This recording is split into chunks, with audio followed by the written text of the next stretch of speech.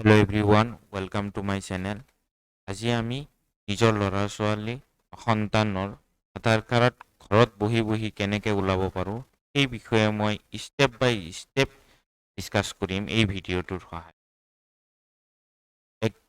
এই ভিডিঅ'টো একদম লাষ্টলৈকে চাব কাৰণ প্ৰত্যেকটো স্টেপ ইম্পৰ্টেন্ট হয়।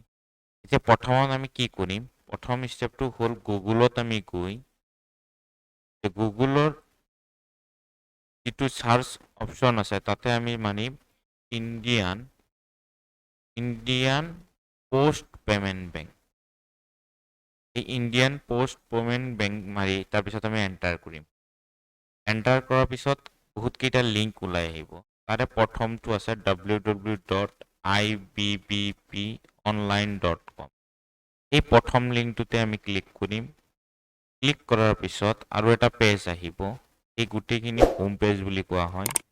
এটো হল ইন্ডিয়ান পোস্ট পেমেন্ট ব্যাংকৰ।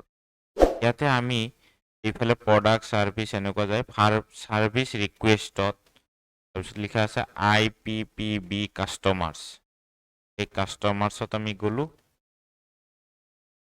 যোৱাৰ পিছত ইয়াত এটা ফৰ্মৰ নিচিনা পাম, ডোৰ step banking service request form.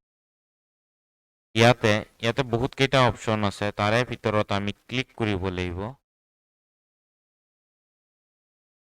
Child ADHAAR enrolment. ইয়াতে আমি এটো টিক মাৰি দিম। তাৰ পিছত ইয়াতে এখন কিছুমান অপশনৰ ফৰ্ম থাকিব। ইয়াতে যেনেকুৱা সোৰ্স মিস্টাৰ ল'ৰা হয়, মিসেস তেনেকুৱাকে আমাৰ থাকিব।